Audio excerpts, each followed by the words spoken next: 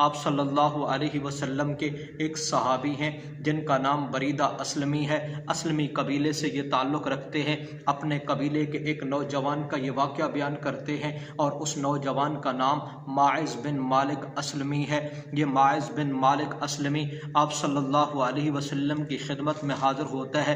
अर्ज़ करता है, या रसूलल्लाह सल्लल्लाहु अलैहि वसल्लम, मैं ज़िना के करीब चला गया, मुझसे बहुत बड़ा गुनाह हो गया। ऐ अल्लाह के नबी, ज़ाने की जो सज़ा इस्लाम ने मुकर्रर की है, मैं चाहता हूँ कि वो सज़ा मेरे ऊपर लागू कर दी जाए।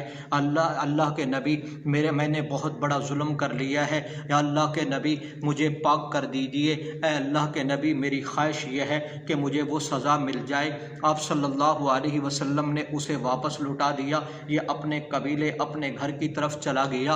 दूसरे दिन फिर आया, क्योंकि एक दर्द था, एक तकलीफ़ थी कि मैं अल्लाह के नबी के फरमान के मुताबिक नहीं चला, बल्कि उसके ख़िलाफ़ चला हूँ। मैं गुनाह के करीब चला गया, मुझे ये गुनाह करना नहीं चाहिए था। मैंने अपने रब की नाफरमानी कर ली, मुझे अपने रब की नाफरमानी नहीं करनी चाहिए थी। अब नाफरमानी तो हो गई, गुनाह तो हो गया।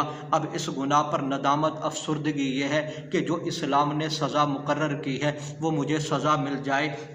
अल्लाह के हुजूर, अल्लाह की अदालत में ये सज़ा भुगतने से मेरे अंदर कुव्वत और ताकत नहीं है कि मैं वो सज़ा बर्दाश्त कर सकूं। अल्लाह अकबर कबीरा।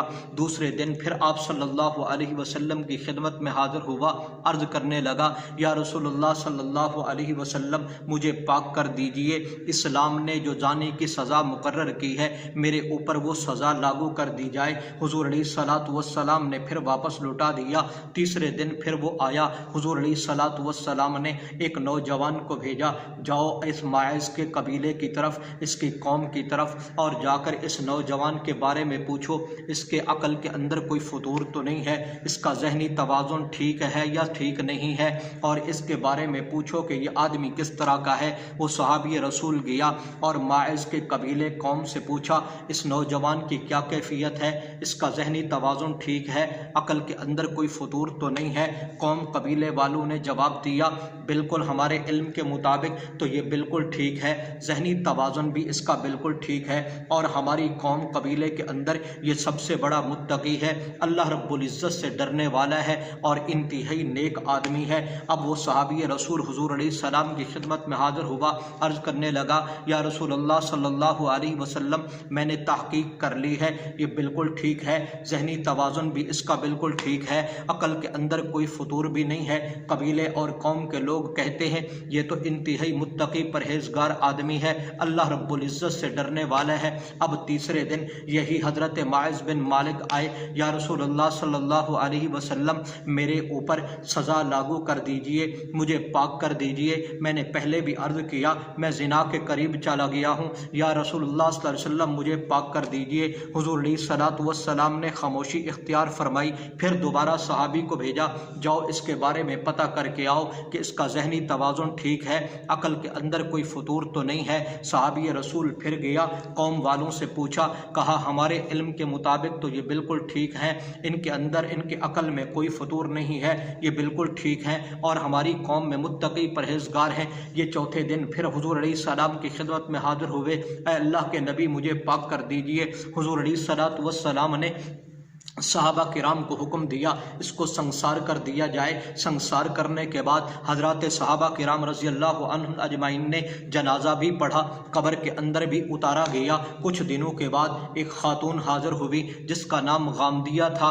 ऐ अल्लाह के नबी, मुझे पाक कर दीजिए, मैं भी जिना के करीब चली गई हूँ। आप सल्लल्लाहु अलैहि वसल्लम ने उन्हें वापस लौटा दिया। दूसरे दिन फिर हुजूर अलैहिस्सलातु वस्सलाम की खिदमत में हाजिर हुई, ऐ अल्लाह के नबी, मुझे पाक कर दीजिए। आप सल्लल्लाहु अलैहि वसल्लम उसे वापस लौटाना चाहते थे।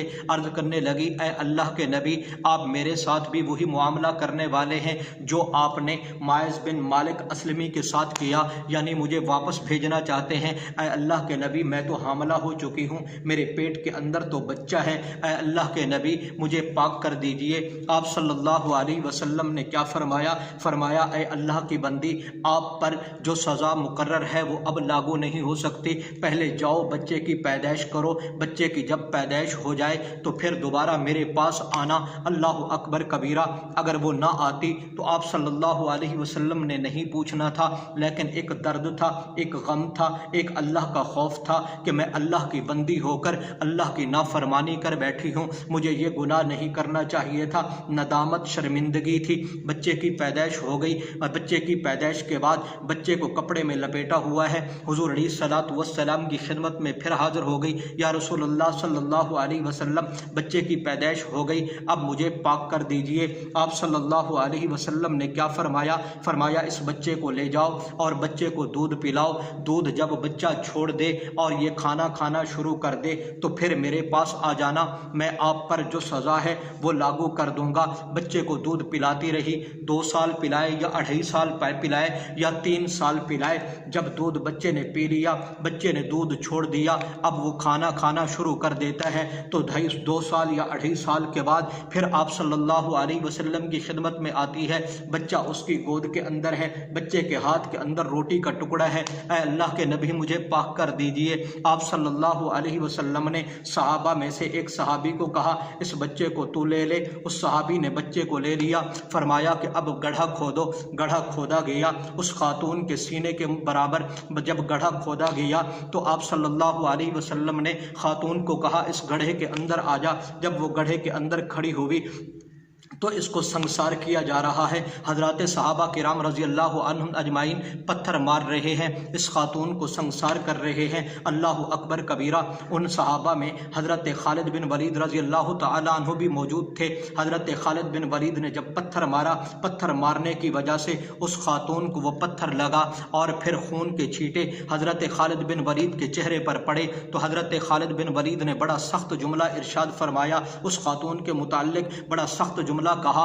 तो आप सल्लल्लाहु अलैहि वसल्लम ने क्या फरमाया? फरमाया ऐ खालिद रुक जा, ऐ खालिद रुक जा, कसम है उस ज़ात की जिसके कब्ज़े में मुहम्मदुर रसूलुल्लाह सल्लल्लाहु अलैहि वसल्लम की ज़ात है। अल्लाह अकबर कबीरा। इसने अल्लाह की बारगाह में मुखलिस होकर इखलास के साथ जो तौबा की है, इसी तौबा को मदीना के लोगों पर अगर तकसीम कर दिया जाए तो सबकी बख्शिश हो जाए।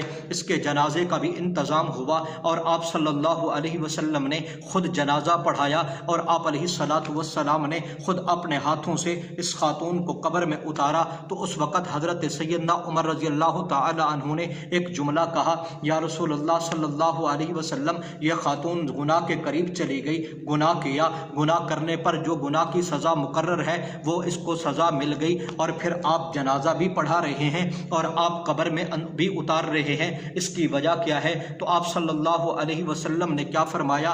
फरमाया ऐ उमर, इसने जिस तरह की तौबा की है, इसकी तौबा ऐसी तौबा है अल्लाह को इतनी पसंद आई कि इसकी तौबा अगर मदीना के 70 इंसानों पर भी तकसीम कर दी जाए तो 70 के 70 की बख्शिश हो जाए। देखते नहीं हो कि ये कैसी अल्लाह की बंदी है। आखिरत के अजाब से बचने के लिए इसने दुनिया की तकलीफ को बर्दाश्त कर लिया। ये कोई मिलता है। अल्लाह रब्बुल इज़्ज़त के जो नेक बंदे होते हैं उनसे जब गुनाह हो जाए तो उस गुनाह पर नदामत होती है, उस गुनाह पर शर्मिंदगी होती है। अल्लाह रब्बुल इज़्ज़त से माफ़ी